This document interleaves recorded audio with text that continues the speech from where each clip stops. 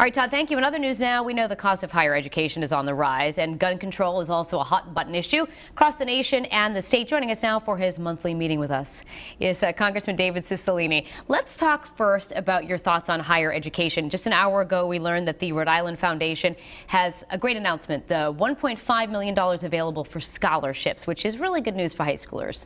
It's very exciting news, but it's also evidence of this very serious problem we face in this country and for many Rhode Island families. That is the increasing cost of higher education. From the day I began my college work, costs have increased by 250%. And wages during that same period of time have remained relatively stagnant. So this is a crushing debt for most families. We've got to make student loans interest-free. We have to give young people the opportunity to refinance their debt.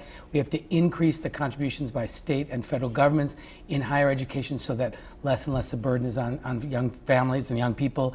And really the goal has to be debt-free college so people can pursue their dreams and not leave with a tremendous amount of debt. So why do students in Rhode Island, and really New England for that matter, have such a high ratio of student loan debt? We have in Rhode Island, for students who go to Rhode Island colleges, the fourth highest debt in the country. And that I think is in part because we don't have sufficient resources devoted to this from the state and federal governments, but also the cost at colleges and universities has continued to increase, and the loan programs have made it more and more difficult for people to do that.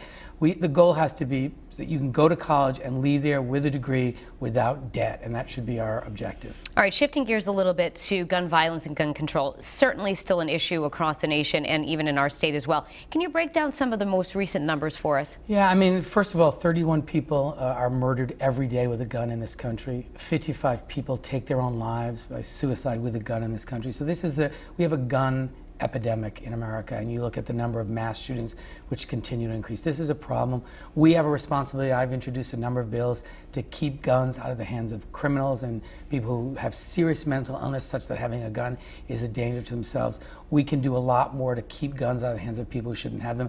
Make sure people are on the terrorist watch list, can't go into a gun store and buy a gun. There's some simple things we should be doing in Congress to prevent people from getting guns who shouldn't have them. You know, you mentioned some of the things that potentially could be solutions, but what else do you think is needed to change the trend? Well, I mean, I think you have to keep guns out of the hands of people who shouldn't have them.